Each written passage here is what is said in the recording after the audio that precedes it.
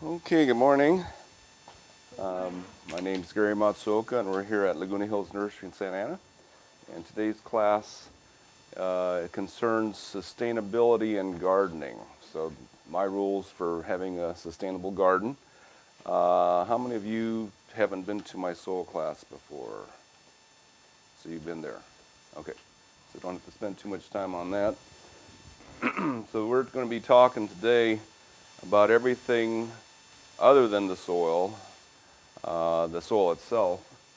So I've got one more. Good morning. Have you been to our soil class before? Okay, so very good. So we all know that sandy loam is as ideal a soil as you can get for a garden. There are things you can use, but organic matter is not it. Now, if you've got the soil right, then we can talk about irrigation. Now, in the past, we've drawn pictures of plants to show how they're built. And let's say we have a typical, how about an orange tree? So, say 10 foot tall, 8 foot wide. The roots on most crops, including vegetables, about 1 foot deep.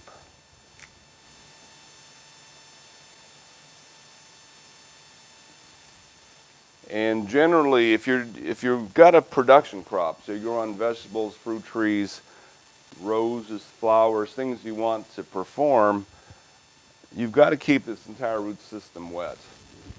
If it's not, if they think it's drying up, they just shut down. They don't perform anymore, so you don't get full production. So the key is to keep this area wet. Now, if you've got really good soil, if you do have sandy loam, it's going to be more like 18 inches deep. So it'll be a little deeper. And if you've got gravel, they might even go deeper than that. So you have to check the moisture. Now, generally, in agriculture, they use computers and probes. These they call them tensiometers. You put them in the ground in your orchard or on your farm. You set them up at a certain spot, and it measures the moisture in the ground. Now, generally, they only use one or two. And farms have an advantage in that it's a monoculture. So you've got 1,000 orange trees, say. Generally, the soil around them is all the same moisture level. If they're fairly identical trees, you can measure the soil moisture anywhere in your garden in that farm, and it'll get a good reading. However, in a homeowner situation, it's really tough because next to your house is going to be different. Next to a wall is going to be different. If your neighbor has a 100-foot eucalyptus tree, say 50, 60 foot away, it's stealing all your water. So you've got to measure it at each plant just about. And without the proper tools, now a metal rod is as good as you can do, or a wooden dowel about the same size. So this is how, back 50 years ago, this is how farmers used to check the moisture in their soil. So what we know about dirt is if this dirt's dry, it's hard to push anything through it. It doesn't matter if it's sand, silt, or clay. You all know if you have modeling clay in the class, if it's moist, you can push anything through it. Might take a little effort, but you can push it through. If it's dry, there's no way. And if it's too dry to push a stick through it, there's no way that the plant can get water out of it either. So the moisture kind of lubricates the particles so you can push the things through it. So generally a farmer would walk around his property and where he normally waters, and if he can push it down 18 inches into the ground where he's watering, he was happy. He's got enough water there, 18, 2 foot, fine. Generally in soil in a city, roots rarely go below a foot. I've dug up trees this big and have never found roots much deeper than a foot. I mean, 1 or 2, and that's about it. So if your top foot of soil, if you can push this in the ground, it might take some effort because some soils are a little denser than others. But if you can push it in with all your might, a foot deep, you're pretty darn good. Now, there is some rebar that's shaped, instead of like this, they have a 90-degree angle on it. A lot of people use that. So you can push down on it and see if you can push it in that far. And if you can, you're doing well. If you can only push it in 6 inches deep, your plants are not functioning well. Their root system's half dry. They're shutting down. Essentially, they're shutting down their growth. The fruit doesn't get big enough. Everything's on the dry side. So that's how you measure the moisture.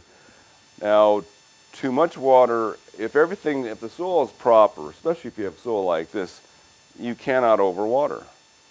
Unless you turn on the water and leave it full blast forever. I mean, too much water just soaks away and it doesn't hurt anything. So one of the problems we have with our industry is they keep telling people you're overwatering. Well, if the soil is right, if you've got the right kind of soil in your containers or in the ground, no such thing. Plants don't get hurt by the water. Unless, the issue is if you have compost as soil. If there's a lot of dead stuff, compost is essentially dead stuff, so all this ground up tree product, wood or bark, if there's a lot of that in your soil and you keep it too wet, this thing is using up too much oxygen in the water, and the roots start suffocating. So tap water, as it comes out of the faucet, has got plenty of oxygen in it. The water districts have to make sure that there's 5 to 7 parts per million oxygen in the water. And that's plenty for fish. That's plenty for plant roots of all the plants we know of, except for maybe an orchid. Perhaps ferns too. But there's adequate oxygen in the water, so you can water forever. That's why hydroponics works. You can water plant as much as you want, as long as the water is clean, it's got oxygen in it. The plant's not going to get hurt by that. If you've got a drain hole at the bottom of your pot and the excess water comes out, you're fine. If the water sits in there for weeks and weeks because there's no drain hole, the roots can actually use up all the oxygen in the water, because the roots use oxygen too, and then they start rotting. But grass, most plants can hold their breath for 2 days at least. So if the water drains away within a couple days, usually they're safe. If the water sits there and it's got soil in the pot with it, there's not as good circulation. If this was a glass of water, like you've grown avocado pits in glasses of water, they can sit in there for years. Because clean water without any obstacles in the water will circulate around the container and gather its oxygen from the surface, keeps the oxygen content of the water high, and you're fine. You put a little of this in that water with the avocado, it rots away. So if you've done everything right soil-wise, you can't overwater. In fact, 2 years ago when we had our first rainstorm in the Central Valley, Central California for a long time, the water districts only have a few settling ponds in the area. They're telling the farmers, here, we're going to give you extra water, irrigate your orchards. Just keep irrigating, don't stop. They want to replenish the water tables in the Central Valley. They're just telling the farmers, just water more. Just keep going, and it's, they just don't have enough settling ponds to do the work by the water district, so they had the farmers helping them out just by giving more water, get the water in the ground. So too much water shouldn't hurt your crop unless it sits there, you have ponds sitting there for weeks on end. That can cause trouble on certain plants. So too much water, not a problem. What's enough water? Well, enough water is a foot to 18 inches deep, depending on, but how do you do that? Well, one of the problems we know is that the ground doesn't absorb water very fast. So if you have normal soil, typically in Orange County they say soil absorbs water about 1/8 to 1/4 inch per hour. So if it's raining a 1/4 inch an hour, you're starting to get runoff into the streets. If it's only 1/8 of an inch an hour, you should not get any runoff. Of course, it runs off of sidewalks and streets. but regular sprinklers that we use for lawns apply about a quarter-inch of water in maybe 6 or 7 minutes. So you don't want to leave on your sprinklers too long. So the water district wants you to water, the longest you should water with sprinklers, they tell people, is 4 minutes.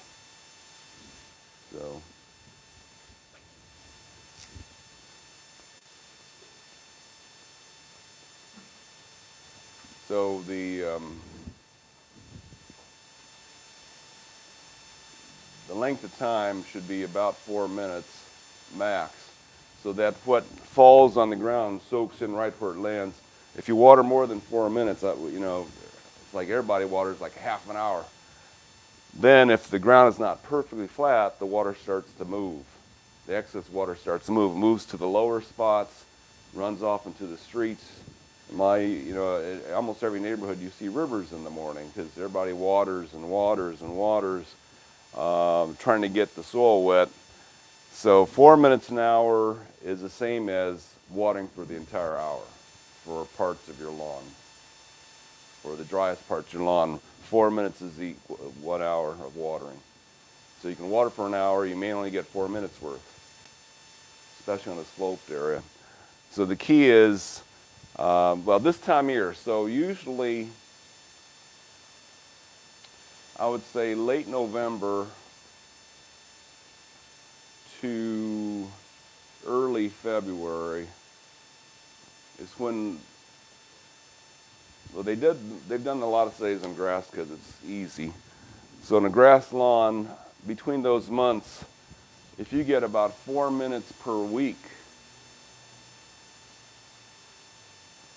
of water into your lawn, that's all it needs. If it doesn't rain that week, you turn on your sprinklers once for 4 minutes, you're good. From usually, now we have June blooms, so sometimes it doesn't count here, but for most areas of the U.S., if it's say June, if you go to Riverside, it would be June through September. You need about 40 to 50 minutes per week. So you can see there, 40, 50 minutes, that's 10 to 12, 13 irrigations per week. It means you got to do it more than once a day to keep your lawn perfectly happy. If you're near the coast, maybe 20, 25 minutes a week. But the more inland you go, like it was at the field station in Irvine where they said 44 minutes a week is the average you need in July. So that's 11, essentially you have to turn on your sprinklers twice a day, every day, to keep your lawn at its best. So generally you would you can water, say, at 5 in the morning, water again at 6 in the morning, an hour later, and those two waterings will absorb very well. Grass. So grass generally is considered the highest water user. Now, there's a lot of fruit trees that are close to that. Roses are close. But in general, what they tell you is shrubs and trees about 1/3 less than grass. So this is grass. Grass is a heavy water user. They usually use it as a standard. Shrubs and trees, I would say 1/4 to 1/3 less, depends on the plant. But again, measure with your stick. So if you want it to grow, it's got to be down a good foot. If you don't need it to grow, you can let it get pretty dry. So we know on grass, because we've done this, we've checked our lawn, because I heard about the stick method back in the 90s from an agricultural agent. They said it's the best way to check your lawn. So I would check my lawn and see how the lawn looked. And we noticed when it's down to about 10 inches of moisture, you start seeing signs where the grass doesn't spring back up right away. So it's kind of limp. At about 8 inches of moisture, you start getting some little yellow tips on the blades. And at about 6 inches of moisture, you start getting a lot of white or brown blades in there. And at 4 inches, it can be 4 inches of mud, but if it's dry below that, the grass just goes to sleep. It just turns brown. And it can even disappear. All the leaves just fall off, and it looks like it's gone.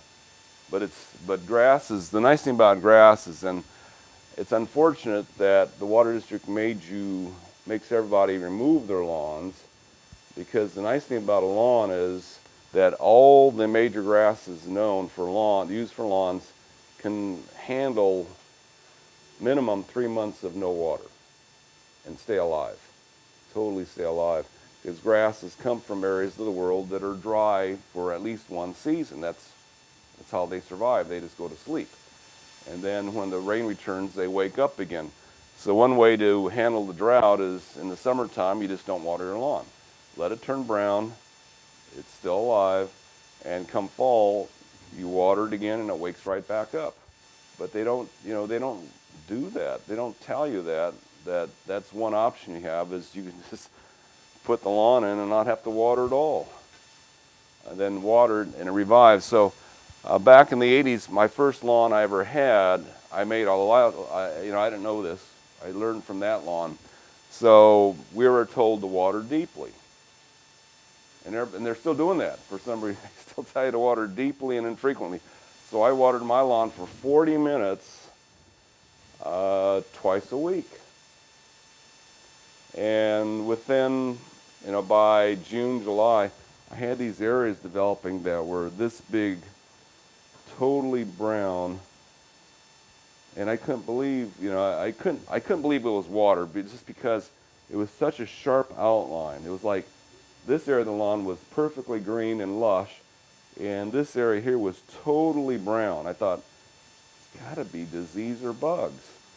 So I'd hit it with the fungicide and nothing would happen. Hit it with the insecticide, nothing happened. And before long, this was dirt patches. I mean, it was just turning to dirt. And I was getting real frustrated, so I went back to the watering that I did when my lawn I had seeded that lawn. So I said, okay, let's try this. 5 minutes, 9 o'clock, 5 minutes at noon, 5 minutes at 3, and just see what happens. In 2 weeks, the lawn was totally green again.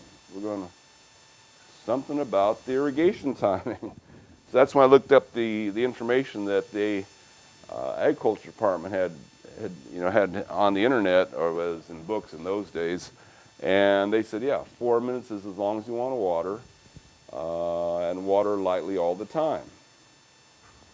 So we switched to that.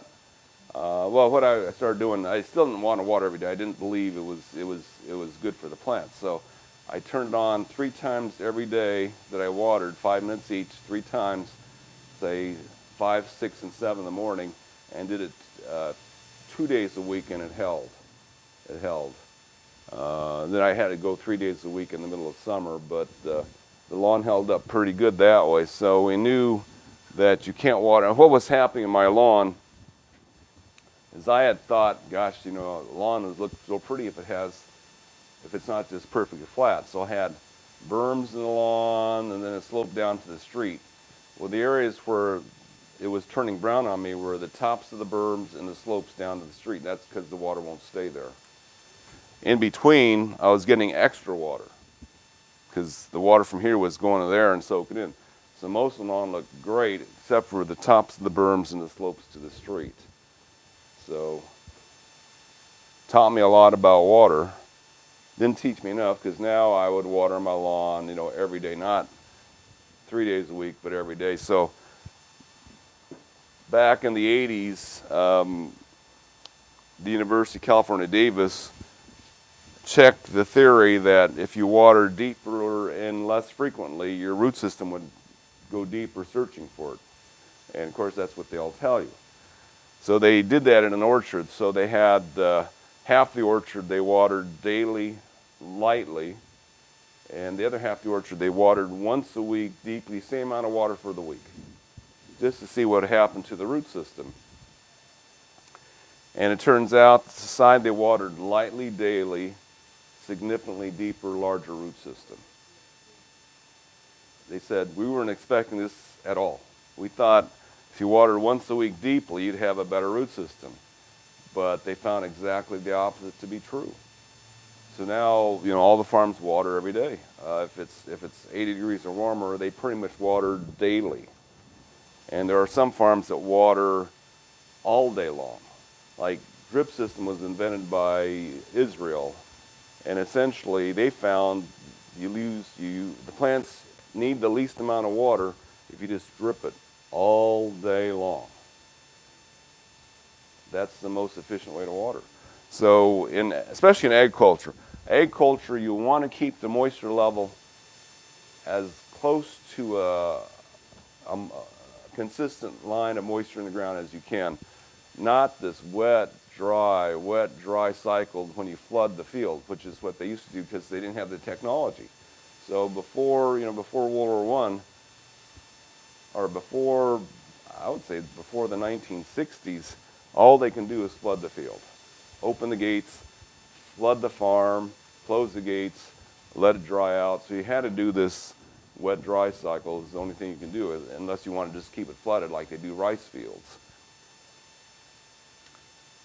But now they water, you know, we were next to an organic farm for 4 years. Every day, here those, you know, we knew about their own pressure because we were sharing the same water system. So every time they turn it on, our pressure would just drop. And every time they turn it off, it would spike up again. But they were watering pretty much every day, just to try to keep this moisture level in the ground as even as they can for the crops. So there's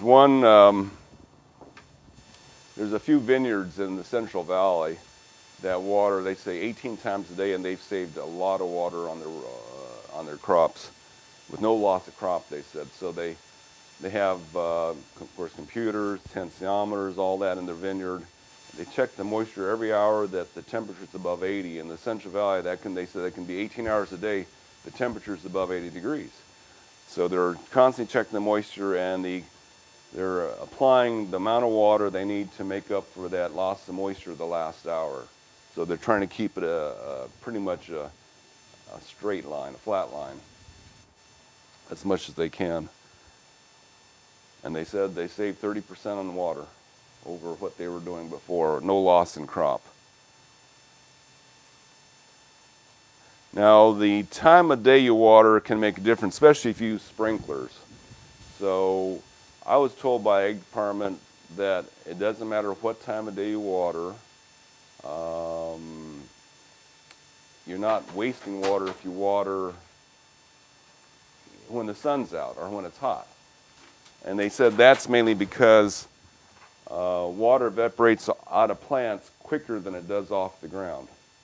And no matter how you water, well, again, this is for production crops. If you got plants that you don't need to grow, you just got a hedge or a bush or anything, it's not as important. What we're saying is not as important. But for a production crop, you want something to grow, there's a certain amount of water that evaporates off a farm under certain conditions. And it's atmospheric conditions, how hot it is, the wind, the humidity. The orchard will evaporate a certain amount of water. Depending on that, it doesn't depend on the plant. It depends on the air around it. A certain amount of water will evaporate, and not any more than that. So they said no matter if you water the dirt or not, if the water evaporates off the dirt, it doesn't evaporate off the tree. If it evaporates off a pond, it doesn't have to evaporate off the tree. The air can only hold a certain amount of water. When the plants are totally active, all their pores are open, so they're evaporating just like a body of water themselves, or actually more than a body of water. And the air can only hold a certain amount of this water.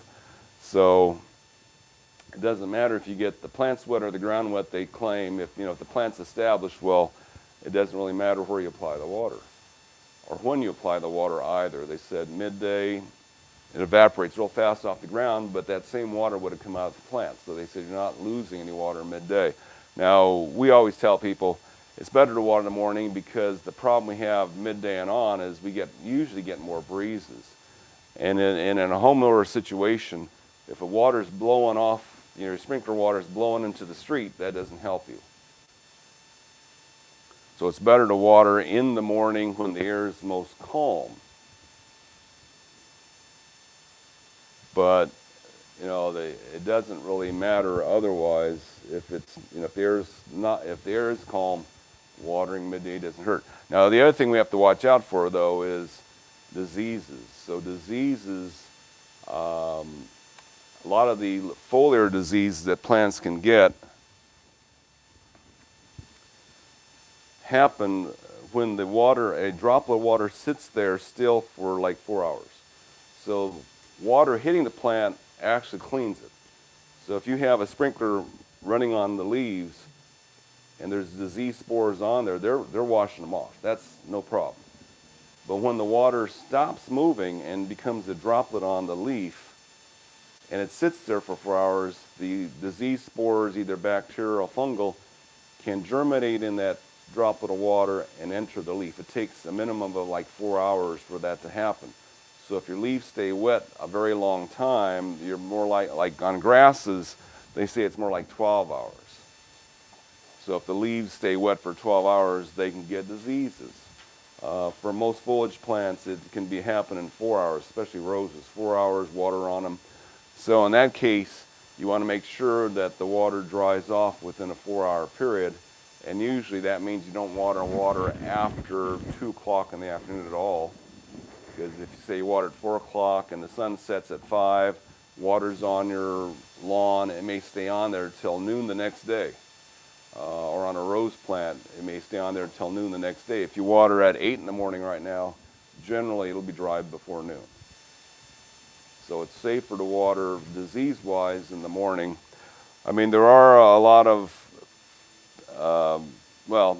Portland Rose Garden, they found out that if they watered, they used to water with drip, but they found out if they put their sprinklers back on their roses, turn them on for 2 minutes every morning.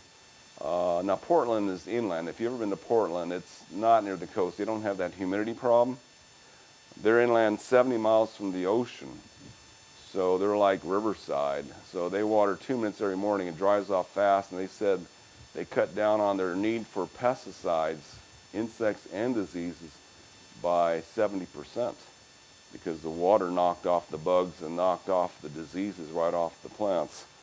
So it's nice to have the sprinklers on the plants, but use them at the right time.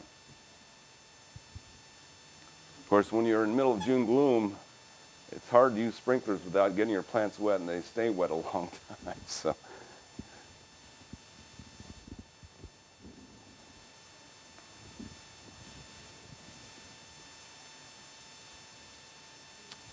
Okay, any questions on, one thing I did notice, I used to have a Bermuda lawn, and the problem with Bermuda lawns is if your thatch builds up dead stuff underneath the green stuff, sometimes the water just doesn't penetrate.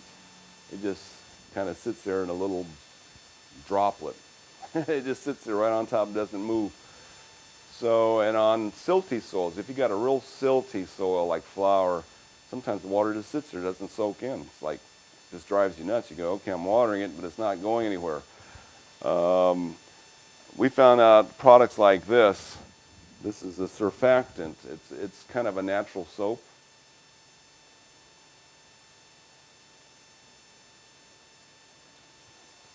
It breaks up the surface tension of the thatch or the soil, and the water just soaks in better. So this can make your sprinklers more effective, or even your hand watering more effective for about 3 months. We found that if you spray this on a lawn area or on dirt areas for about 3 months, it'll make the water absorb faster. Gypsum can do some of that. If you just spread gypsum out over the surface of the ground, that can help the water soak in faster too. So it makes your watering more accurate. And generally we would tell you hand watering, unless you don't have a job, hand watering is almost impossible, especially in the summer months. You just can't stand out there long enough to do the watering. And one last note on watering.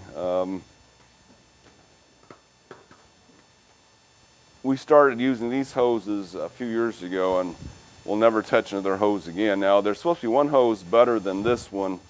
It's called Flexzilla out there, but it's more expensive even than this, and our distributors don't handle it. But this one, joy to work around, because all the other hoses we have, you know, they say they're not stiff. Well, they're stiff. You know, especially when it's this time of year, you drag your hose around, you're knocking everything over. They're too stiff. This is like dragging a rope around with you. It's real supple. So we love it. It doesn't kink. I mean, it just refuses to kink. If you have pressure in there, it's almost like an animal. It just unkinks itself. It's really kind of odd the way it's almost like it's a living thing, but it's really a supple hose. So we use it here for hand watering, and I use it at my house. And we'll probably never use anything ever again. It's not cheap, but it's really a nice hose. Again, I've been told there's one thing out there that's even rated as high or a little higher than this one, but we haven't seen it from our distributors. Okay, so the amount of water plants need, I didn't mention that. So they've done a lot of studies on farm plants, and a typical orange tree in Riverside, so they did the study in at UC Riverside, typical orange tree, they said 15 foot high, 10 foot wide, in Riverside in June, so the hottest time of the year, or the longest days of the year in Riverside, 50 gallons of water per tree per day. So farms use a lot. You can imagine how much, 1,000 fruit trees in an orchard would use. That's a lot. That's where, more than 70% of the water in California captured in the dams goes to watering agriculture. And that's why, the amount of water that homeowners use is what the homes in California use, I think they said less than 20%, and about half, a little more than half that is your garden. So roughly 10% of the water stored in dams in California is used to water your yard. So, you can see, well, if there's a drought, does us cutting back 20% make much difference? Like, we get penalized a lot when there's a drought, but boy, we don't use that much water. Farms, what they do is they just say, okay, we're not growing this crop this year, we're not growing this crop this year if they don't have enough water. And that saves a huge amount of water in the state. If you back off 20%, if everybody backs off 20% like we did, that's what, roughly 2% saving. So it's not that significant. So anyway, any questions on watering? I think we covered it all.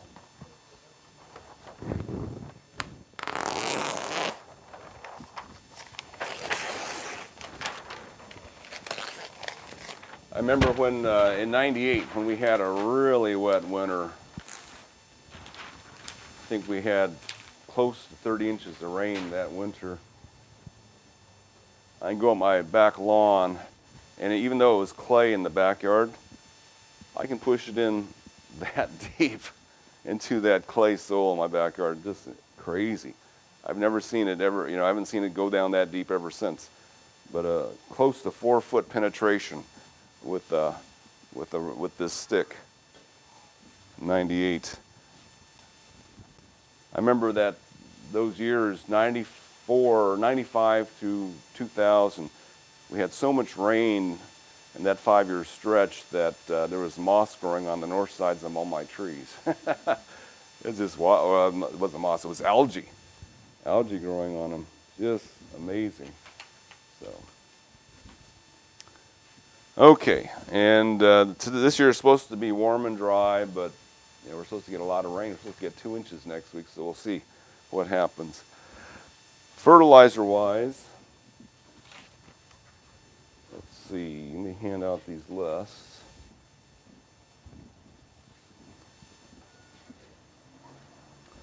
So these are if you take, especially if you take a crop, let's say any crop at all that you're growing that's a new crop and you're wanting to grow it,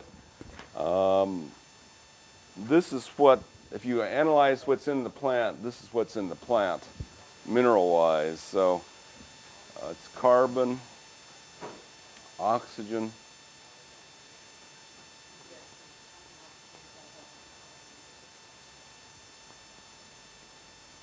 hydrogen, nitrogen, potassium,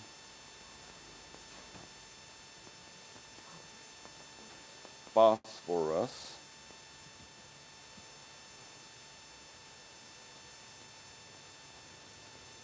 calcium, magnesium, sulfur, iron, chlorine,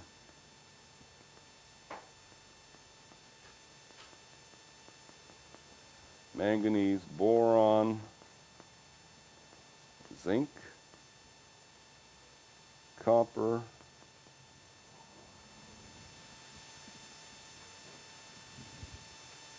molybdenum, nickel, and cobalt. So every plant has these 17 minerals in it.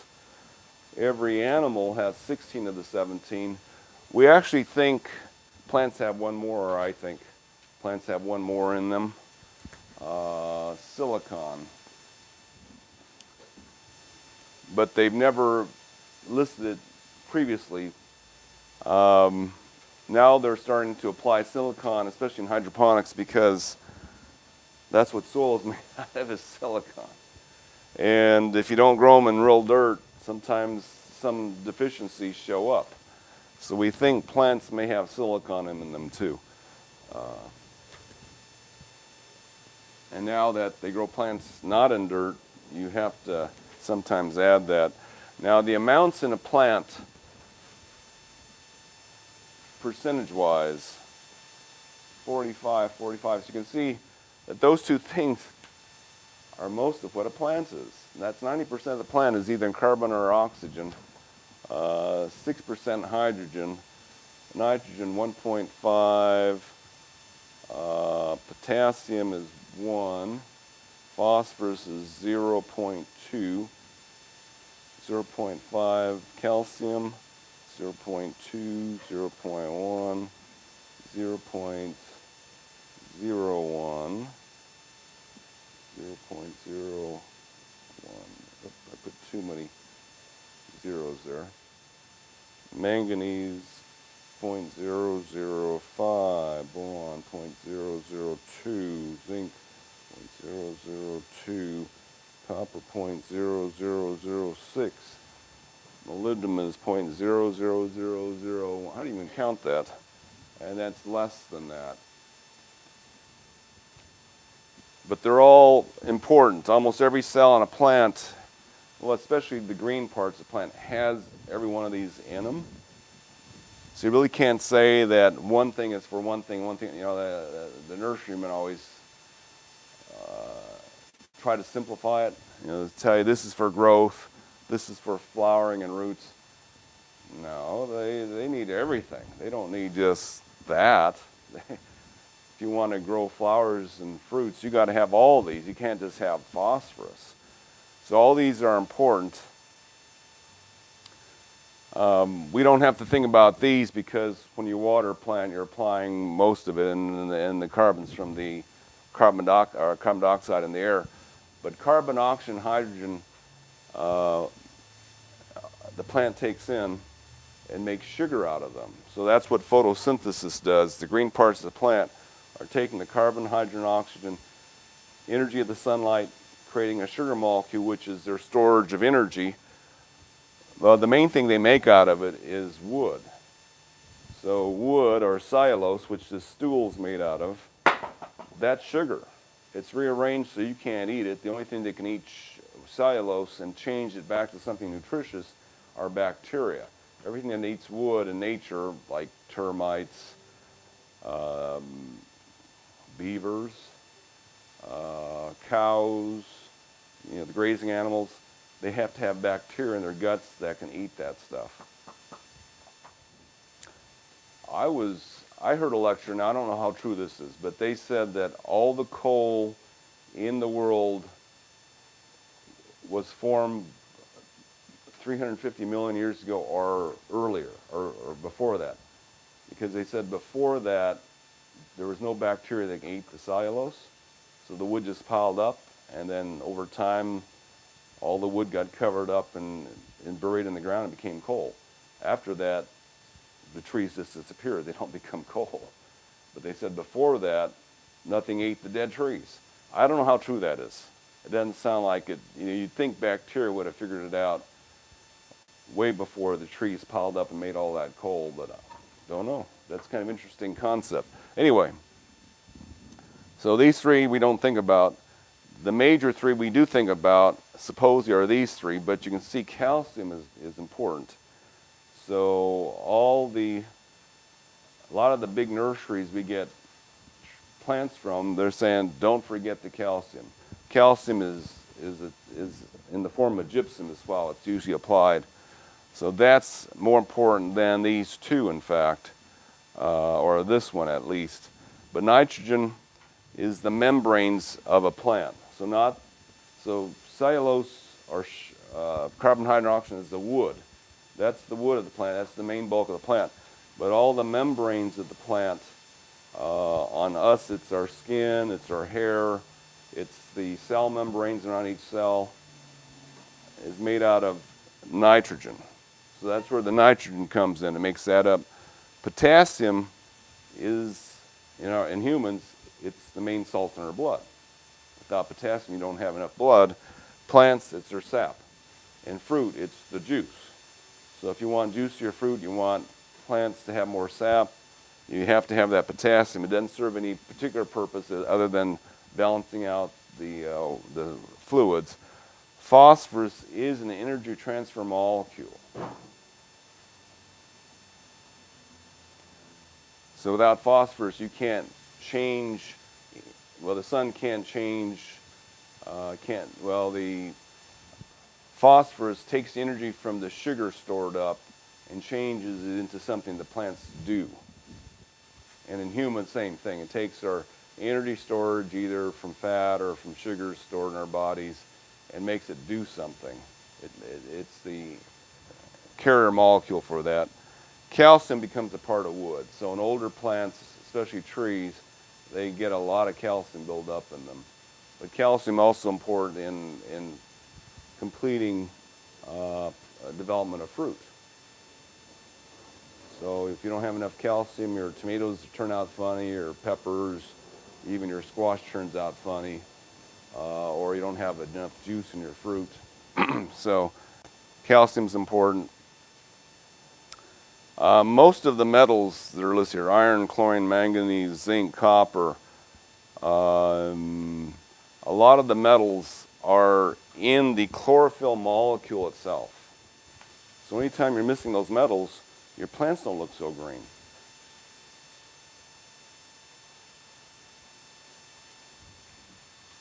And in fact, most of the minor nutrients are involved in enzymes or important molecules like chlorophyll, but mostly enzymes, so they're working little things in the plant.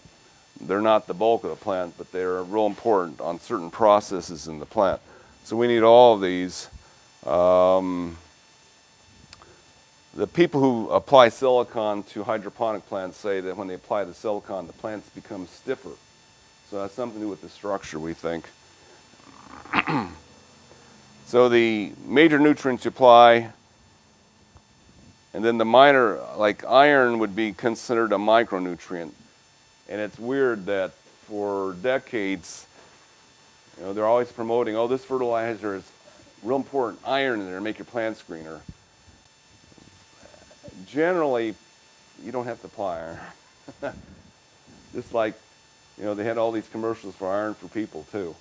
It's not as important as they made it to be, but they got 20 years of marketing out of telling you had to have more iron in your plants. But it's such a small amount. very small amount. Now, magnesium gets overdone too. So, you hear these things, apply Epsom salts, which is magnesium sulfate. So you get magnesium and you get sulfur. The problem with that is that what we understand from the people who know this stuff, they said potassium, magnesium should be in the ground at a 2-to-1 ratio, 2 parts of potassium to 1 part magnesium for it to be uptake properly. And if you overdo one, then the other one doesn't absorb. So if you put down Epsom salts, the plant goes into a potassium deficiency, which is a lot worse than having a magnesium deficiency. So it's better not to apply Epsom salts as is, unless you just apply just a tiny bit. Everybody's overdoing stuff. It's like all nutrition, everybody overdoes stuff. You get too much of one thing, not enough, and you don't do the others. So all these things are required. The best way to get this on your plant, dead plant. So if you feed your plants, if you just scatter dead leaves around your plant, they got everything. So that's how nature does it generally. So nature, on the ground, underneath the ground, it's essentially 1% organic. You want to be accurate. It's 0.9% organic, dead stuff in the ground, but average of 5 inches of dead stuff on top of the ground, and that's where your nutrition's stored.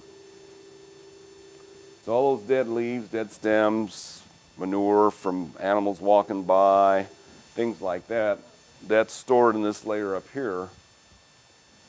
The plant roots are in the soil, and then for most plants, it's these mycorrhizal fungi that are attached to the roots that are breaking down all this stuff up here and sending it down to the roots of the plant. So that's a cycle that nature has provided for the majority of plants we grow. There are some that don't use this cycle, and it is important in vegetables. So the Brassicaceae family, which is broccoli, cauliflower, radishes, Brussels sprouts, they don't like mycorrhizal fungus. They generally populate disturbed areas of the ground where there's no mycorrhizal fungus. They will live off whatever they can find in the dirt. They can work off of bacterial breakdown of stuff. So if you put pure compost on the ground that's already broken down by bacteria, they can take the nutrients out of that, but they don't work with mycorrhizal fungi. So one thing to know about that crop, that's about the only crop we know of. All the other crops and most other plants like this mycorrhizal recycling system. So. Can we pile some of those? Like I have leaves that don't need to pile them somewhere? Well, the tree would rather have them leave them just where they fall. Yeah, but It doesn't look good, does it? That's the problem. We're not. on the grass too. I Right. have lawn and the trees. What should you do? Well, wherever you put it, it gets broken down. I mean, this mycorrhizal recycling system is pretty quick. They did some studies with radioactive carbon or whatever they do to see how fast that they can recycle dead leaves. 90 days, they can get the nutrition. The tree can get nutrition out of the leaf that fell off of it. But if you pile them, will it be the same? Well, wherever you pile them, the mycorrhizal fungus gets in there. Yeah, on the soil. Yeah, if you leave it on the ground somewhere, then it gets recycled. So, I mean, if you have a tree, its roots, if the tree's 20 years old, the roots are 100 foot long. So you can put the pile of leaves somewhere 100 foot away, and it'll probably still get all the nutrition out of those leaves. And then maybe when they break down, then they're better built, then you can spread them. Yeah, I mean, if you wanted to, like some people in the past, to make their leaves look better, you put them in a trash can, you take a string trimmer and you run it in there and it breaks them all up in little smaller pieces. And then you might be able to sprinkle them back on the lawn. They'll disappear in between the blades. or they, you know, it looks neater if they're not looking like dead leaves. Of course, you do have to be careful when you break things up into smaller parts. They sometimes can prevent air from getting through very well. It's better to be coarser. Like a friend of mine went down to Guatemala just to check out how deep the leaves were underneath the wild avocado trees. They said 5 feet. There's 5 foot of dead leaves underneath these avocado trees before they got to the dirt. So it can get pretty thick. But that's what the trees are used to. They're used to having all their dead leaves pile up so they can recycle them. If you take them away, then you got to supplement the trees. So generally, if you have a new home, you don't have any dead leaves, you've got to add something to the ground. Now, on fertilizers that were sold, there's some things, well, there's some terms you could learn, but they're not that important anymore. So we have the simple fertilizers, and really what that means is simple fertilizers are just one element. So neem seed meal, just neem seeds, ground up. This chemical, sulfate ammonia, is just one chemical. It's sulfate of ammonia. It's just one element. So this is a simple chemical fertilizer, simple organic. Blood meal is just dried cow's blood. Fish emulsion is just ground up pulverized fish, and that's it. So those are simple fertilizers. Most of the fertilizers we sell are blends. So what they do is, like on this one, fruit trees, they've taken feather meal, probably from a chicken farm, fish bone meal, calcium carbonate, langbonite, which are mined from the ground, potassium sulfate, mined from the ground, alfalfa meal, and kelp meal. So that's what's in here that makes this blend. So you just sprinkle around the trees? Yeah. Like, like, is that the right time to feed them, like in this season? Well, you can feed plants any time of the year. They can store a lot of the nutrients. The nice thing about organics is they work faster when it's warm, when the tree's growing, and they work slower when it's cool, when the tree's not growing. So it's almost fine to put it on any time. I mean, you know, in nature, the dead leaves break down faster in the summer and slower in the winter, exactly when the tree needs it. So organics are fine that way. And we were told so there's a lab, and you know, there's only one like analytical lab in this part of the country, in this part of the state. It's Soil and Plant Lab in Anaheim, and they do a lot of testing. And I've talked to the guys there, and they said, well, if you need to throw fertilizer at a plant, the safest thing to do is throw it right at the trunk, because you can't see where the roots are. They said, but they've always told farmers to put it on right at the trunk, base of the trunk of the tree, and the tree will get it because the roots are there. But anywhere else in your garden, you just don't know. You can't see through the dirt. So at the base of each plant, you throw your fertilizer. They said that's what they always recommend. And they don't know how homeowners can do it. So the ratio between the big three, nitrogen, potassium, and phosphorus, you can say it's 15, 10, 2, or it's like, in general, we've been told it's like, if you want to make it even simpler, it's 7,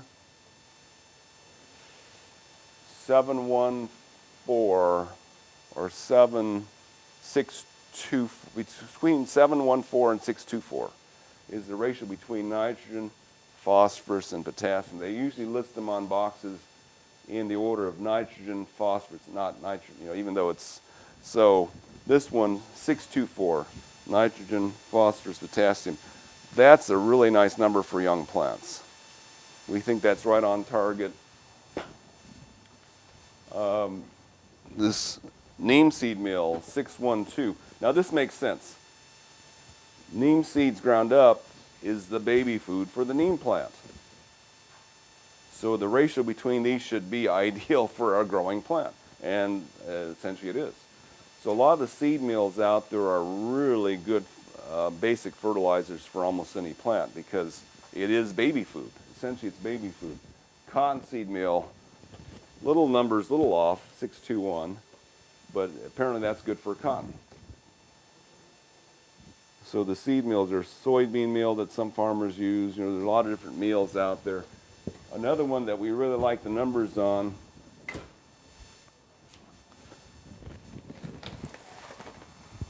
is this one here.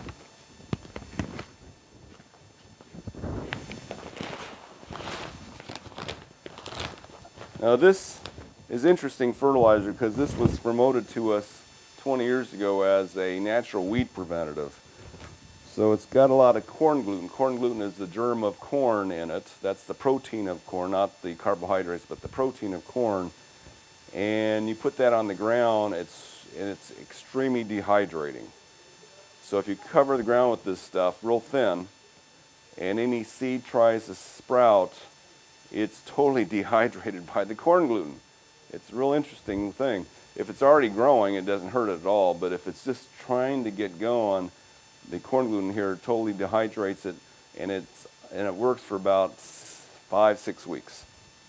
So if you want to stop seeds from sprouting for 5 to 6 weeks, you can put this down. So it's promoted as crabgrass control, natural crabgrass control in lawns, and we found that it does work quite well, but then we noticed our lawn grew for an entire year after we put this down.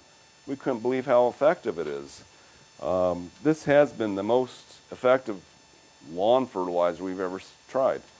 Unfortunately, the price has gone up because corn gluten has become very important for animal feed. So they're taking all of it, and this company's having to pay a premium for it now. So, you know, $55 now. We used to sell this for 40, less than 4. Well, you know, 10, 20 years ago it was like $29.99. But the ratio numbers on here is 8:4.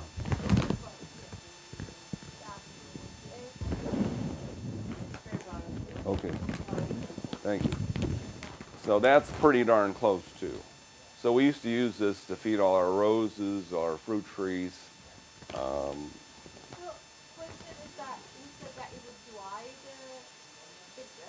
Any sprouting seed would dehydrate. but it's not bad for the plant itself. Right. Just for Anything that's already established is, yeah. Yeah, because seedlings are so vulnerable to drying out. But once the roots are deep, you know, most plants are covered with wax, so nothing hurts them after a while. But any seedling, this will wipe out initially. It works. It only works for a short time. You have to keep doing it. Of course, the fertilizer value of this is wonderful. But so if you want to start crabgrass in the spring from coming up, this is one way to do it. So in general, the Soil and Plant Lab would told me to recommend organic fertilizers to customers because most organic fertilizers, again, have everything that the plant needs in it. All 17 minerals in here, even 18 minerals are in here, whereas the chemical fertilizers don't. Now, we also have learned in the last 40 years that the organic fertilizers are better for the soil because there are organisms in the soil to keep the soil fluffy that need to eat something, and they eat organic matter. And then when they spit it out, the plants get it. So, or the mycorrhizal fungus will break this stuff down. And the mycorrhizal fungus also keeps the soil makes the soil more porous, and more permeable, well, more porous to allow the things living in the ground make the soil breathe better and hold water better. So you want to keep the soil organisms happy to keep the plants happy, and you feed them organics. If you go chemicals, you're not feeding the soil, and the soil generally gets harder and harder and stiffer, and the plants don't do quite as well as they should. But up until the last few years, the chemical fertilizers have been cheaper. And the only reason for that is because they're made out of oil, and the fertilizer factories were bomb factories in World War II. So bombs are made out of almost the same thing the chemical fertilizers are made out of. So when World War II ended, they had all these factories that can make fertilizer really cheap.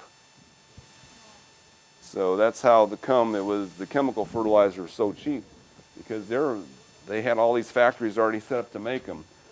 And that's why it's getting harder and harder to buy certain chemical fertilizers because you can blow up buildings with them. I mean, the worst explosion in maritime history was a fertilizer boat, a cargo boat loaded with fertilizer coming from Venezuela to, was it Pasadena, Texas, loaded with ammonium nitrate fertilizer, and the ship caught on fire. This was I don't remember what year it was. It was a long time ago anyway. I used to know the date. Anyway, it was burning. Now, ammonium nitrate isn't explosive when there's plenty of air around. It's just when there's no oxygen around, it blows up. And they didn't know that. So the ship was burning, and everybody was watching it burn. It was loaded with fertilizer. They thought, no big deal. As soon as the compartments below ran out of oxygen, the ship just blew up, and it blew the ship. They said it blew the ship 100 foot onto the dock, and it blew out car windows 3 miles away. It was just, they said it was equivalent to the Hiroshima bomb, and it killed quite a few people down there. So they learn now how bad ammonium nitrate, unfortunately, that the lesson didn't take. So now, I mean, the last time we carried ammonium nitrate as a fertilizer, the fire departments would come in and want to see exactly where in the store it was stored. So they knew what they were up against when they had a fire. So, and essentially nowadays you cannot buy ammonium nitrate because of what happened to the Oklahoma courthouse. So, it's, although I still see it, I think I still see it in little containers to kill. They use it as a stump killer. When you have too much and you pour it on a stump of a tree, it just wipes the tree out. It's too much salt at one time. Anyway, that's chemical fertilizers. Organics are better. I'll mention this one because this is interesting.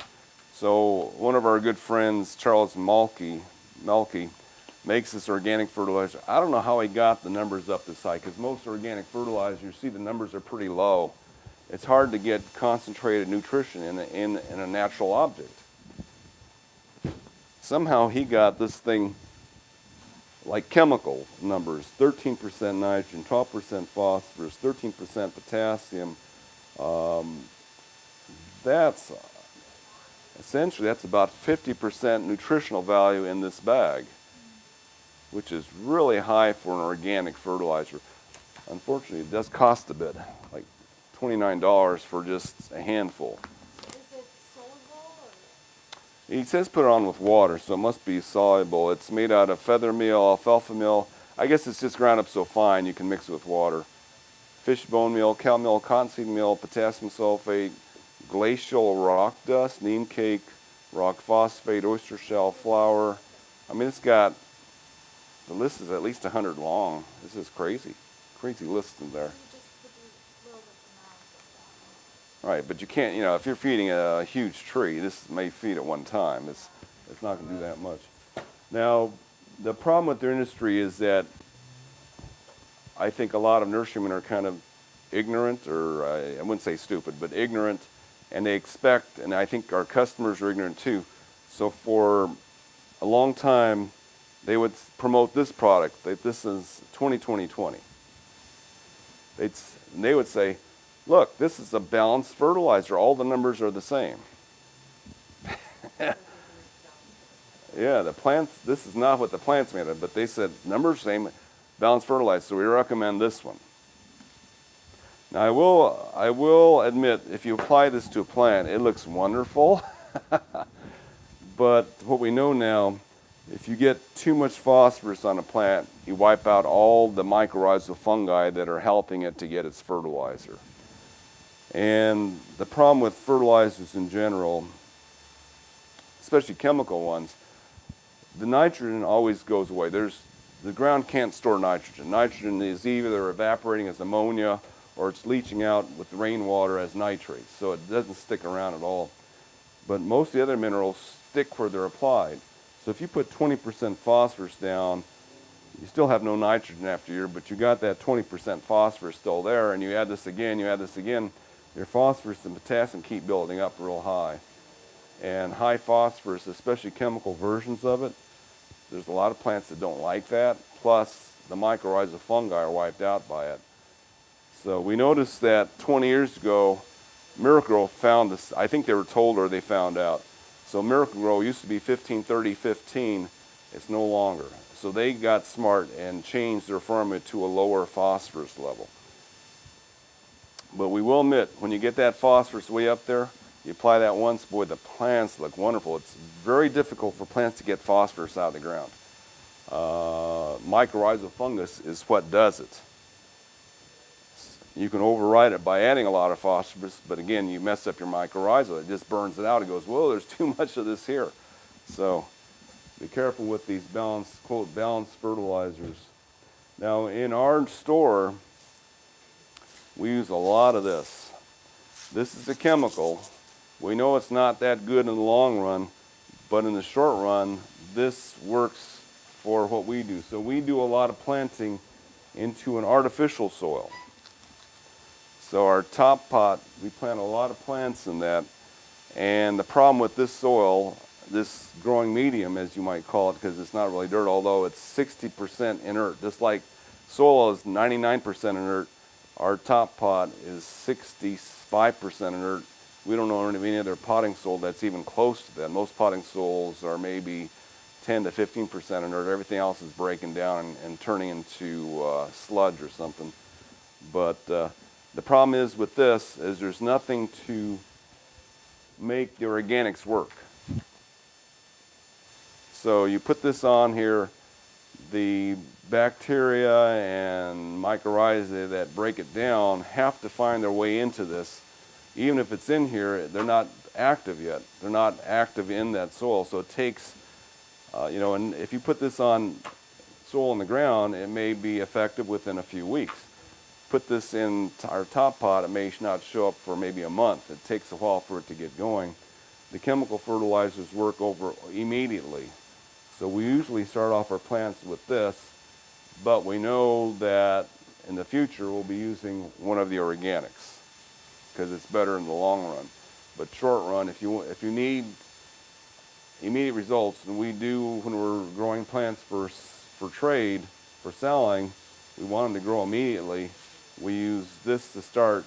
The nice thing about this, for a chemical fertilizer, this has got a lot in it. So, these other companies will tell you, oh, we have 3 things in here. We have a complete fertilizer and it's balanced on top of that. And this whole bottle is only 1, 2, 3. Yeah, there's only 3 minerals. So it only has 3. This one's got 11. Doesn't have any nickel. So nickel, they claim no matter what it is, it's got enough nickel for plants. It doesn't have the cobalt. So these little 2 things it doesn't have, but it's got pretty much everything else in it that from here all the way through, 11 minerals in there. So that's pretty darn complete. This is supposed to be, the Osmocote is supposed to be the most widely used fertilizer by growers, by wholesale plant growers. There's a lot of things else they can use, but this is supposed to be number 1 still. They made it back 20 years ago. They were, I don't know, somebody in the company said we have to make it cheaper, so they made it cheaper, not as good. So we quit using it for a while, and then they got smart again and says, oh, we guys have to go through and make it the best thing we can. So they redid the product a few years ago, and we use it a lot again because they made it so it has all 11 minerals again. They make this one for the people who don't understand, so this is 14, 14, 14. So, but this is 15, 9, 12.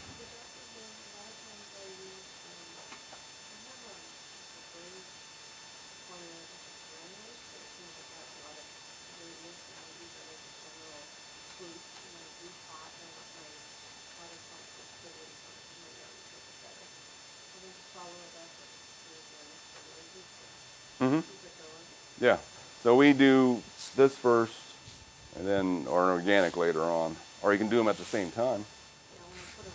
Hmm. You can use it for all plants too, right? Yeah, Yeah. that's fine. This works. It's supposed to work for 6 months. I would tell you it's most effective the first 4, and then it's Yeah. slowing down at the end. So what you do is just I make it like a hole in the ground and just put it there. That's what you're supposed to do. In our, Sprinkle, right? yeah, it doesn't run off too easily. These are plastic beads filled with fertilizer. When they come in contact with moisture, the water goes into the bead, and it kind of pushes the fertilizer out slowly. And the beads never disappear. They look like little snail eggs in the ground. The only way you can tell they're not snail eggs is they're not uniform in size. For snail eggs are all the same size. Now, my daughter, being more the true organic person, uses this. And a lot of farms use a similar material. So this is essentially, so this fertilizer here is a blend of organic sources. So this one is, well, it sounds the same as the rest. Fish bone meal, feather meal, alfalfa meal, potassium sulfate, fish meal, kelp meal, rock phosphate, and kelp flour. But this is just the ingredients as they were put in and put into the bag. So it's just a mixture of ingredients. The Dr. Earth Life is essentially the same ingredients broken down by bacteria. So this one, they've already taken this and essentially fermented it so that it's closer for the plants to use. So this will save the time of this one may take a month to feed your plants. This one may take only a week or 2. So it's faster. And we know the farms do that because we're next to that organic farm, and every time they fertilized, boy, it smelled like a sewer. Because they need stuff that works now. They can't wait a month from now. Their crop may be done in a month. They have to have stuff that works immediately, so they have to have stuff that's already broken down. So a lot of the stuff on the shelves, we have liquid stuff that's been fermented. This has been fermented. You open the bag, it smells like a dead rat. But it works faster. So my daughter, being organic, likes to use this one. Not this. She trialed this a long time ago and said, everything's pale and not growing. It just takes too long to work, especially if you're working in, clean, artificial, sterile soil conditions.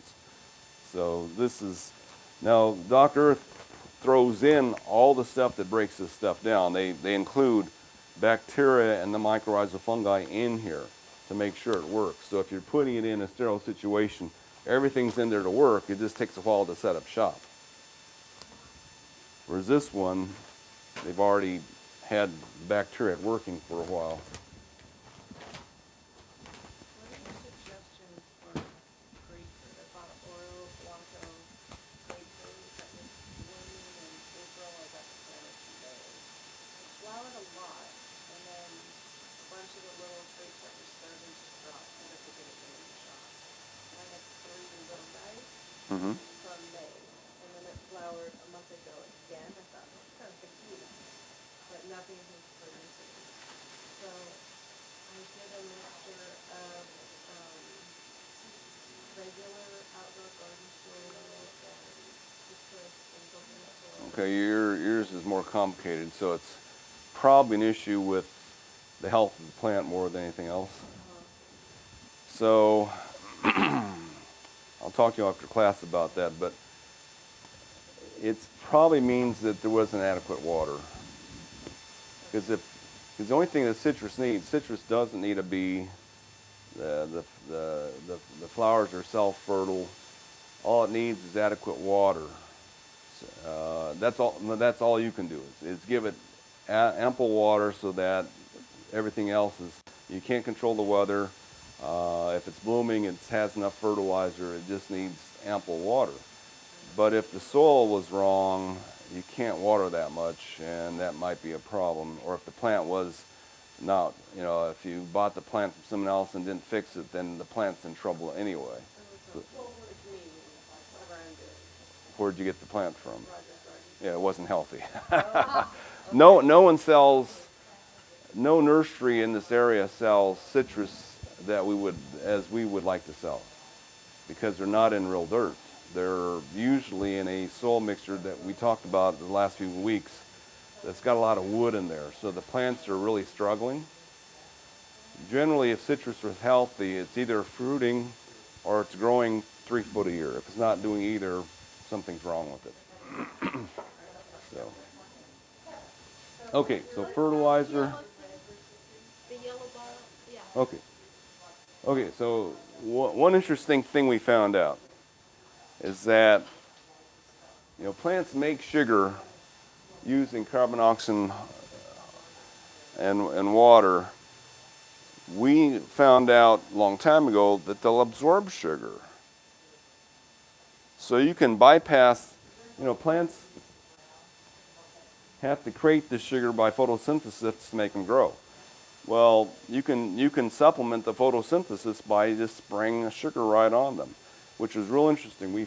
We read this in a journal back in the 1980s, and the formula was these 3 materials in water. So fish emulsion, which is the fertilizer, the minerals; sugar, which is sugar, their energy source, their storage of energy; and seaweed extract, which is essentially a growth hormone. Seaweed's the fastest growing plant in the world, 3 foot a day. They're loaded with growth hormones, so this is essentially a growth hormone. You put this in water. It's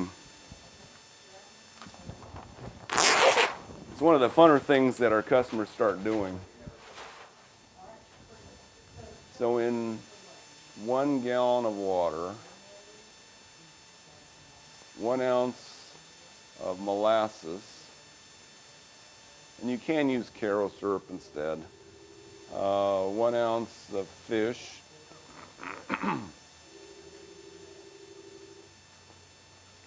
and 1 ounce of seaweed. And on certain plants like citrus or rose, you might have to add a teaspoon of, in 1 gallon of water, about 10 drops of soap to make it cling to the foliage better. But the molasses does a lot of that stickiness too. Spray this on the leaves of a plant, and at a time of day when it'll stay liquid the longest, which is either morning or evening. And it's like the plant's getting a few extra hours of sunlight every day because the sugar absorbs into the leaves. We're just amazed that plants can absorb any of this through their leaves, but they can. I mean, when they did studies on foliar feeding plants, that spraying the stuff on the leaves, they say it's the most efficient way to apply fertilizer. Of course, it's the most labor intensive too. It's not fun to do it. But they said that when they foliar feed orchards, the plants end up getting 60% of all the things they apply, because there's they have 2 chances. They get it through their leaves when it rains and the stuff gets on the ground, or when it gets on the ground, the roots absorb the rest. When you apply it just throw it on the ground, they get less than that. They're getting like 40% of the fertilizer when you just throw it on the ground, because a lot of it just washes away or goes too deep with the movement of the water. So they said foliar feeding is more effective, but it's like 10 times more work. It's just not fun to do it. But anyway, this formula was used by some people in Palos Verdes, California. They said, it's so cloudy up here, our citrus trees never have enough energy to flower or fruit. So they would apply this formula to the leaves every 2 weeks in the fall when fruit trees are storing energy for next year's crop, and they would get crops. So this was back in the 80s. So I tried it. I did the most rigorous test I can think of on one of my plum trees. So I had a plum tree, nice big plum tree, averaging about 5 plums per branch on the whole tree. So I said, okay, I'm going to spray this on 1 branch on that tree and see what happens. Sprayed it 6 times. That's every 2 weeks on 1 branch on the tree. And the next year, that 1 branch had 25 plums. I think it was 28 plums. We're going, that really worked. I got like 5 times production on that branch than the rest of the tree. So they do absorb that, and so we've been doing that. You know, whenever we spray any pesticide or anything on any plant in the nursery, we'll do that. So can he do it now?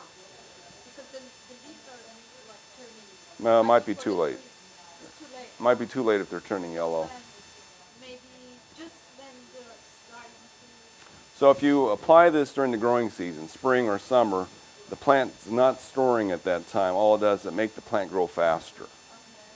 So you get, it's fun too, because you get the, you know, regular citrus leaves, they get like that big. The leaves just get huge. So you get faster growth in the spring and summer. If you do it in the fall, they store it for next year.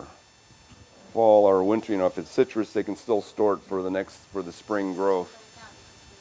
Right, if the, you know, the trees are already turning yellow, they're already shutting down the circulation. Any plant you want. Cactus may not absorb it.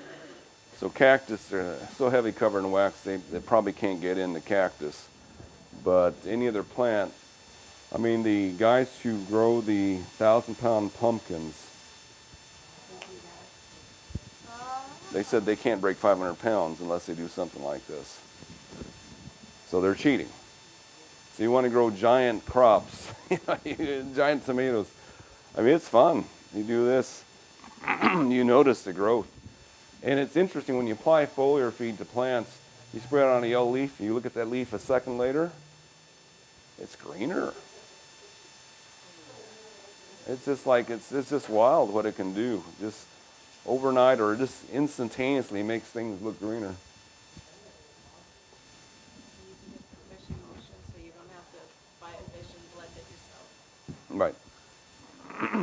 Now there are specialty fertilizers. So Fox Farm grew up up in Northern California, they're stationed in Northern California, made all these things for growing the best marijuana. So hydroponic stuff, this is hydroponic.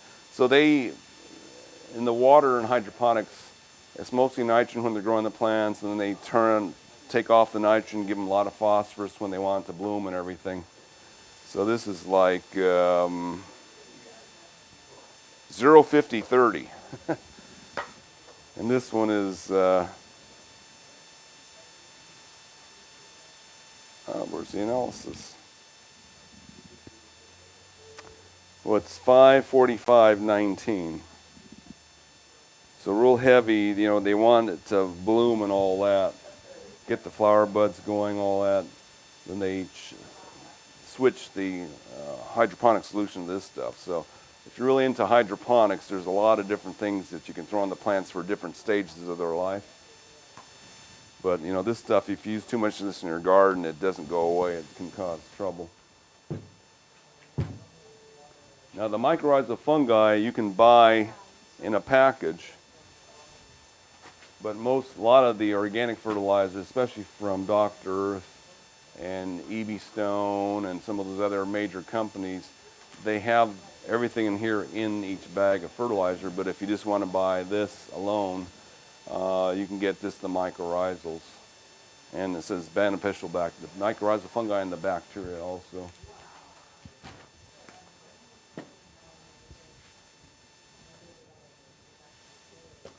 Okay, I think I covered the fertilizer pretty darn well. Again, gypsum we don't think enough about. I have big bags of gypsum back there. You can spray gypsum on things because gypsum's really important. As important as the rest of this stuff. I mean, Brokaw, which is our avocado supplier, says that they put, now I've read this like 20 times just to make sure it said that, 40 pounds of gypsum underneath each tree every year. That seems to be an awful lot of gypsum. Yeah, we'll read their website, see if it's not changed. Hopefully it's still the same thing, but I read that so many times ago, this can't be. 40 pounds of gypsum, that's a lot. Calcium is one of the major components of a plant. So, it's on your list here, but it is a basic part of wood, but it's also needed to finish off a lot of crops. Tomatoes, lack of calcium, you get the blossom end rot. Same with peppers, same with squash. They need a lot of calcium to finish the fruit. Now sometimes putting in the soil is not good enough. Like they say, some of the big tomatoes are just too big. The plant can't pull enough calcium out of its system to make a tomato that big. You just have to, that's why they make this product. You just spray it right on the fruit itself. And some apples, they said John Gold apples are just too big. Until the tree's really old, they cannot make enough calcium for that fruit. So you get the bitter pit in the apples, little brown hard spots in the flesh. So they actually have to spray the calcium right on the fruit of young trees to get enough calcium in there. Putting it on the dirt isn't good enough. Okay, mulches on top of the ground. Where's my samples? So in nature, it's dead leaves. If you have a new garden, sometimes you just have to put on what you can find, which are usually some type of ground up bark or something like that, just to insulate the ground. So in organics, the best thing to do, but what they found out, other than providing nutrition, when you cover the ground up, it really makes the root system a lot healthier. So if you have bare dirt, especially in the summertime, if you have a plant growing in the ground here, the roots can only go down a foot. But if your ground's bare and it's 90 degrees, 90-degree day, they said the soil temperature in the ground a foot deep can be 120 degrees. Roots operate between about 50 to 85 degrees. So if it's a hot day and you got bare dirt around your roses, the rose plant says, look, cooked. The roots hate that hot dirt. You cover with 3 inches of mulch, 86 degrees is the hottest it'll get. So on this side, the roots of this plant are struggling to find a place to live. They're going, okay, I can't go too deep, but I can't come up here, it's too hot. So they're just kind of just sparse like that. If you have mulch on the ground, boy, they're just loving life. They can live anywhere within a foot of the surface. So you cover the ground around any plant with mulch in the summertime, real important. It keeps that ground insulated. That's probably its most important function.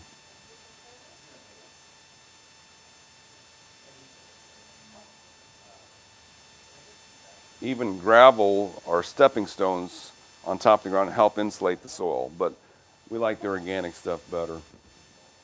And 3 inches is when they did what they did with the testing. So they tested an orchard to see what the difference was, and on a 90-degree day, and that was the difference, 120 degrees versus 86. And plant roots love to be in the 80s. That's the most active point of the year, is when the soil temperature is right around 80 degrees. The roots really like it. But you get close to 90 and they start shutting down on you. Some plants can handle more heat. So a lot of the tropicals, we find the hotter the soil gets, the better they look, like plumerias in black plastic. When you touch that pot, it's 120, 130, at least 130 degrees on the plastic itself. The plumerias look great because they love that heat. But roses look terrible in black plastic.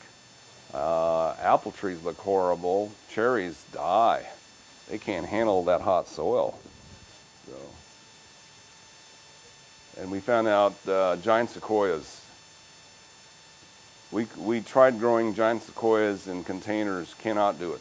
Just cannot do it. They look great in winter, great in spring. Get those hot days, they just cook. We always lose them in the summertime. And it doesn't matter if they're in a container. If you have a container, the entire soil in a container is as warm as the air on a warm summer day. Can't do anything about it. If it's in the ground and you cover it with mulch, it's cooler. It stays right below 90 degrees. So if you had a redwood sequoia in the ground, it'd probably be okay. But in a pot, forget it. It's just too hot in there. You can't keep that. Well, perhaps if it was clay, clay's evaporating moisture will keep it cooler, or if you have a fabric pot, they do the same thing. So insulation real important. Mulch on the top of the ground is about the only way you can stop weeds. I mean, there's chemicals that can do it, but most of the chemicals can't stop every single type of weed. So you still get weeds when you use chemicals, and the chemicals wear off and the weeds start up again. If you cover the ground with more than an inch of mulch, that'll pretty much stop the seeds from sprouting. Now, if there's already weeds in there like Bermuda grass, it'll grow through the mulch. You can't, if it's already there, you can't stop it. But if it's a seed, the mulch is on top of the ground to prevent any, if they're deep enough. If they're shallow, they're like a seed germination blanket. It'll help the seeds germinate better. But if it's deeper than an inch, it pretty much shuts them down. They can't sprout. So, you know, either dead leaves or some kind of organic matter like the mulches, the redwood bark products, compost from your compost pile, something like that. Now you have to be careful, don't go too deep. You want the air to be able to get through here. Now with any of these barks, the air will get through. Grass clippings are the worst ones. They mat down, the air can't get through there, so you can't go more than an inch of grass clippings. But if it's coarse mulches, you can make it real deep. They also help the water absorb better. So if you're sprinkler irrigating, then it just acts like a sponge. It gives it more time, prevents the runoff. But what they also found out is that if you have deep enough mulch, stuff generates water. So farm found that up North Pacific coast. There was an apple orchard, and they said in the summertime we have to water every day, but they said it's really weird. The forest next to us is so lush looking all summer long, and it's not getting watered. What's going on there? So they said they walked into the forest one morning, and they got all this piles of dead leaves on the ground. They touched them. It's just soggy. They said this stuff overnight is generating hordes of water in there. So they said back in the 80s, they called up some tree trimmers, had them dump all their trimmings in their orchard, made it 18 inches deep. Haven't ever watered since. They said that the air just condensates, the condensation from the air hitting the cooler mulch at night just condensates and creates a lot of moisture. Now they were close to the ocean, and it was up in Washington, which is more humid than here. Although if you're in Newport or anywhere right along the coast, it still may help you out a lot. But they said both coasts on North America, the farmers do that now. They cover 18 inches deep, and they don't have to water. And they said they don't have to fertilize. Of course, the guy that says he doesn't have to fertilize, they do raise chickens there too. Chickens make a lot of good fertilizer. So they said they cover their row crops with 1 foot of mulch. Of course, most farms, they grow the plants in little containers first. When they get big enough, they move the mulch aside, put them in the dirt, and then as the plant gets taller, they move the mulch back. But they said, yeah, no weeds. No weeds, no need to fertilize, no need to water. So a deep mulch really helps.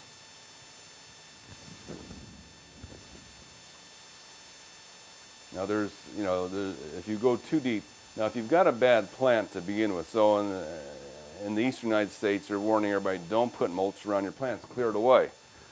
It'll cause the plant to rot. Well, we don't think that's in nature that ever happens because, if you've got a forest, who's cleaning the stuff away from the trunks? But if you grow a plant unfortunately, most of the plants grown in the United States are now grown in some kind of bark product, similar to this.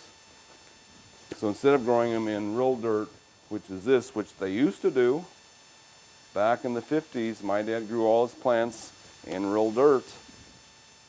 And then they started changing it to make it lighter.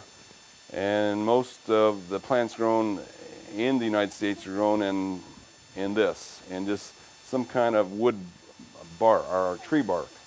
It's either pine bark or fir bark is the most common stuff used to grow plants in now in containers.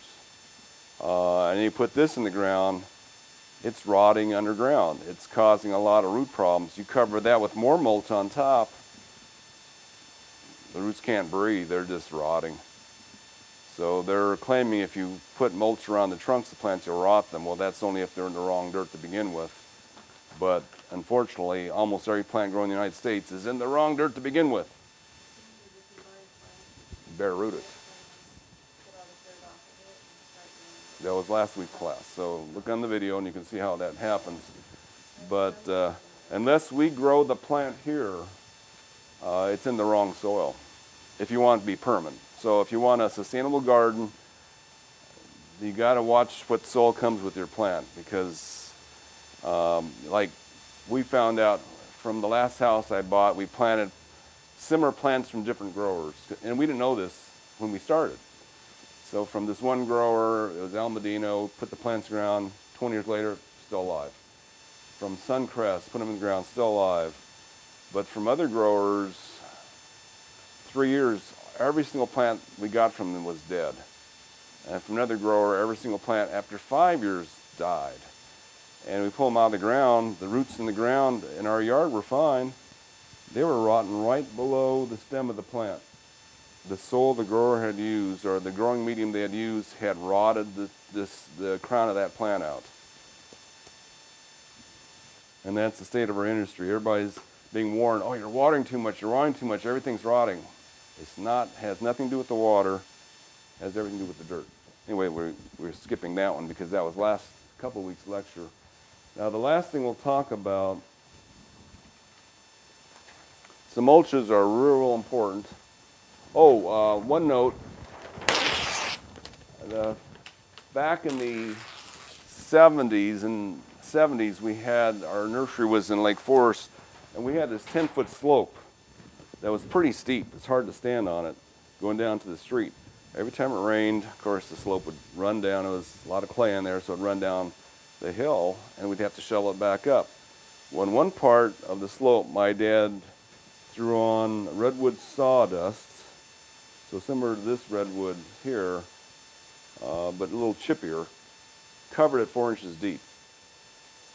Slope never moved, ever again. 4 inches of redwood. Redwood decomposes very, very slowly, but it's too heavy for the water to move.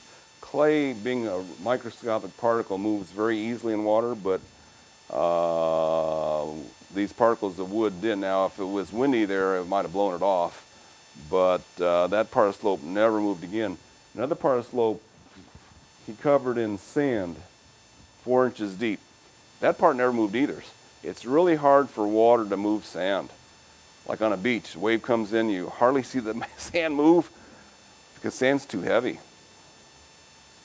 Clay is the stuff that moves in water, so you cover your slope with sand, it won't move. Okay, crop rotation. So the problem with crop rotation is what they tell you, what the reasoning is. Most people tell you, well, this crop took these essential nutrients out and you can't replace them, so you have to grow something else. Well, every crop uses the same nutrition, so that's the false statement. You can't pull something out of the ground that you can't put back. What each crop does is it puts something in the ground that you can't take out, and that's its dead roots. So I don't know if the farmers ever figured that out, but the Forest Department figured it out. They said trees die because, so when you have a tree growing, they found, this is the theory that they go by, the tree can live as long as it can grow roots further away every year. So every year the tree's roots grow and die, and the trees don't like their old dead roots where they are at. So the next year they'll grow a little farther, grow new roots, and the trees will grow a little bigger. And every year they'll do the same thing. They'll grow new roots a little farther away, because these roots keep dying, and it kind of poisons the soil around them. Now, the roots only make up like 1% of the soil volume, but it's enough to cause trouble. It's like, you figure it this way, if somebody got murdered in your house, they chopped the body into little tiny bits and scattered all over your house, that might be only, half 1% of the whole volume of your house has got dead bodies in it, but it still hurts you. It still hurts. So if the plant roots, only 1% of the soil is plant roots, it's dead, it's still going to hurt that plant. So it's got to grow further out. So they said as long as the plant can continue to support a larger root system, it'll stay healthy. So for like a redwood tree, they said, yeah, for 3,000 years, that tree's growing bigger, its roots are going farther. But eventually, it can't do that anymore. So they say the first 3,000 years, the tree has got that typical conifer shape, like this. But as soon as it reaches its limit, you start losing the bottom branches, the tree kind of changes its shape. And it declines rather rapidly. They say that a tree may be healthy for 3,000 years and it may die in 50. When it reaches its maximum size possible, can't support a large root system. The roots are supported by all the photosynthesis that goes up here. They got to send all the nutrients back down here. Well, it gets too big to do that. The root system starts retracting within this dead zone, and the tree dies in its tree lifetime very fast. 50 years, 100 years, it's dead. Or it lived for 3,000 years healthy. So that's what determines a plant's life, how long it can make longer roots. Now, in bonsai, they grow the same plant in the same pot for sometimes 1,000 years. But what they do with them is it's a minimum. My dad was a bonsai artist, so I watched him do this. So minimum of every 10 years. Some plants every 2, some every 5. They know how fast the roots grow and how much good soil they need. So minimum every 10 years, they'd pull the plant out of the pot, take their chopsticks and remove a lot of that dirt, including some of the old roots, at least half the dirt, put new soil back in there, put the plant in the same pot, trim the plant back so there's no shock, because fooling with the roots always causes some loss of moisture for a while, and away they go for another 10 years.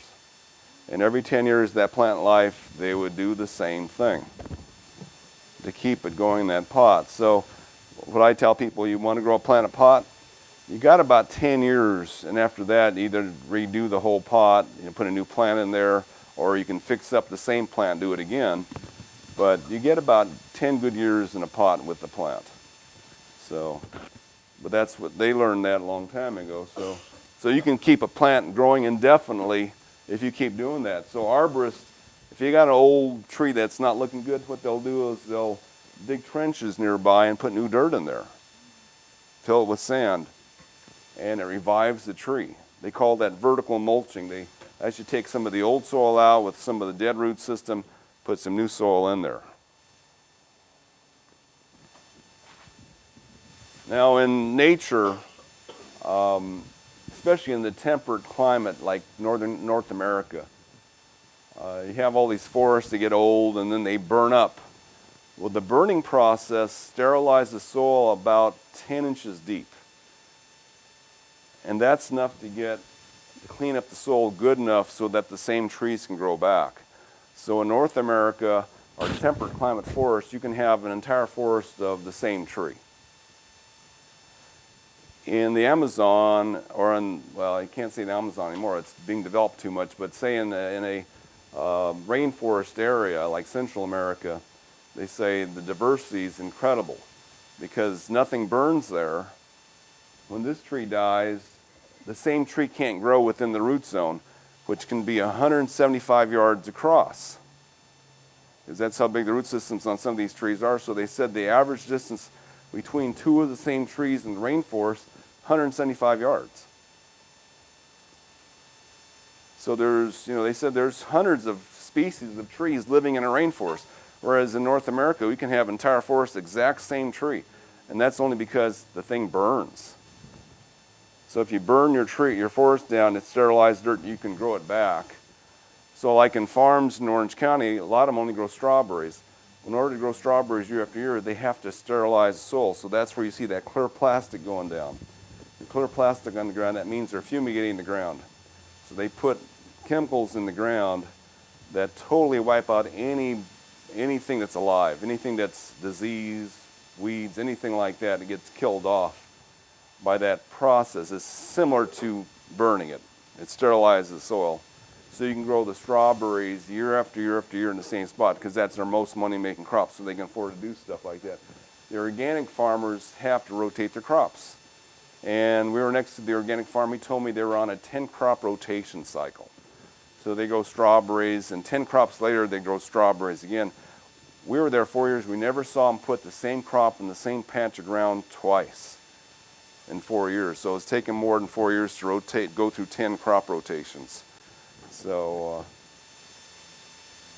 they don't, I think a lot of textbooks even don't know why they're doing that. But it's to allow give enough time so the old roots are totally decomposed and gone. They said that diseases of plants do not exist in the soil. They exist on parts of the plant that remain in the soil.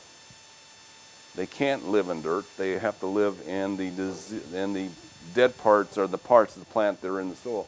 In Napa Valley, where it's interesting, they said they don't allow anything but grapes to be grown in Napa Valley, which is stupid, but that's the rules there. You can only have vineyards, grape plants growing there, and the grapes get old after about 40 years. So what they're forced to do is when the grapes get too old to produce, they have to pull them all out by tractors and let the ground sit for 10 years. Waste of time. Can't grow anything else. Let the weeds grow for 10 years, then the old grape roots are gone by that time. They're totally decomposed, and then they can plant grapes again. They said it recharges the ground. They just don't know. I mean, the ag department knows. Well, the forest department figured this out a long time ago. They said a lot of the areas in the Smoky Mountains are losing all their red oaks because no one's allowing them to burn down. And if they're not burning down, they're dying because they're not cleaning the soil out, and the pines are taking their place. So if they want the red oaks back, you've got to let that forest burn. So it's interesting what's going on there too. So some people know what's going on now, and I've read articles on the apple replant syndrome. So an apple orchard, now and then they'll accidentally kill a tree. A tractor runs into it or something, and they have to put in a new one. Well, they found out if they put a new tree right where the old tree was pulled out, it wouldn't grow. And they thought, well, there's something in the dirt here that's not making this tree, allowing this tree to grow. So, and they never did, in their paper, they never did figure out what it was. They never did say it's the dead, dying roots. But they said, they found out if they dug a hole 3 foot wide and 1.5 foot deep and just replace that soil with soil from another orchard that wasn't growing apple trees, that new apple would do great.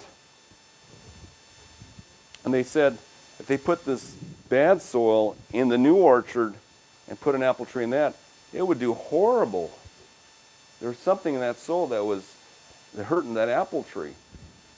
Well, it was the dying roots of the old apple tree that had died there. So, but I don't know, they're not smart. Well, I probably wouldn't have figured it out either, but it said there's something in the dirt that's stunting this apple tree.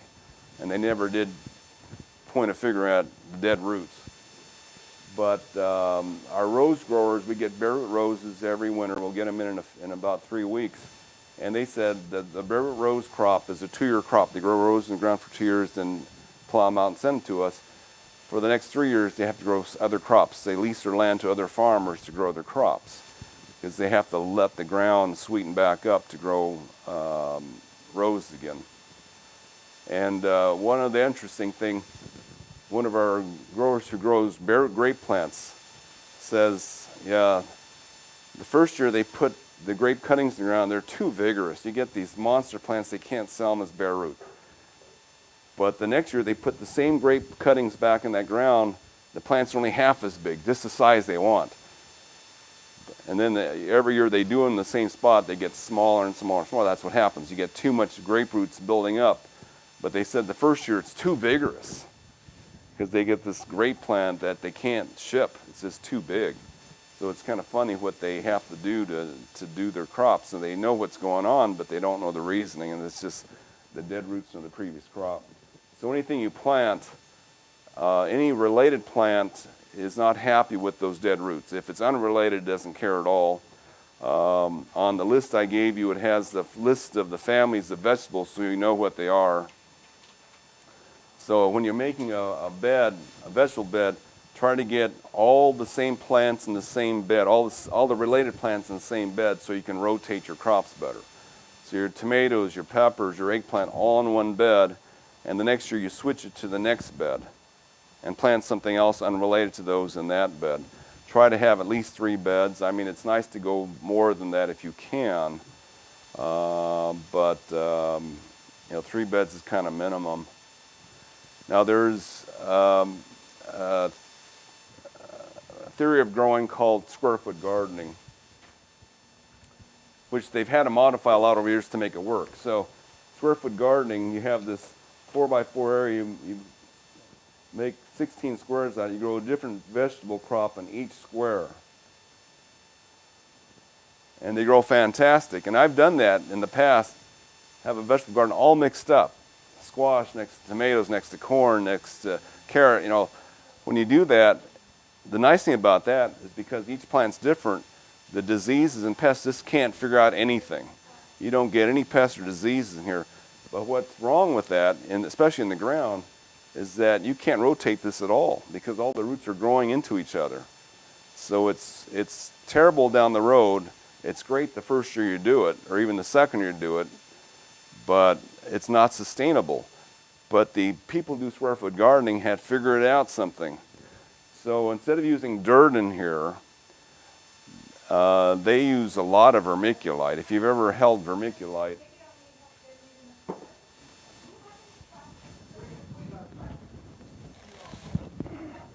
vermiculite is expanded clay. It's in flakes. So it's so soft.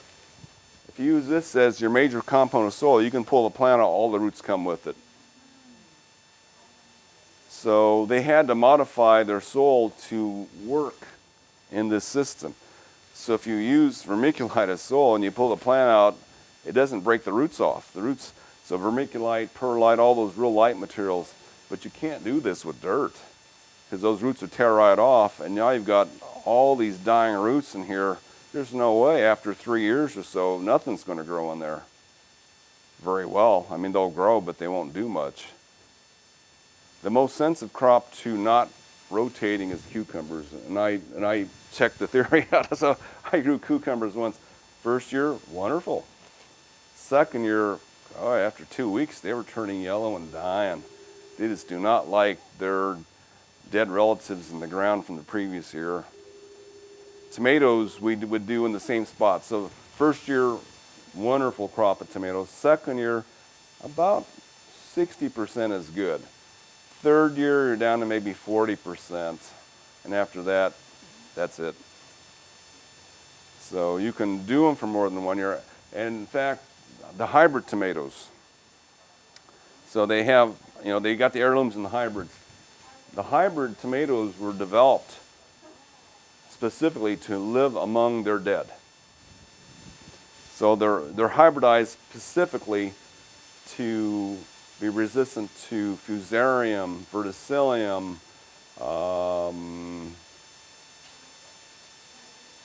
nematodes, other things that happen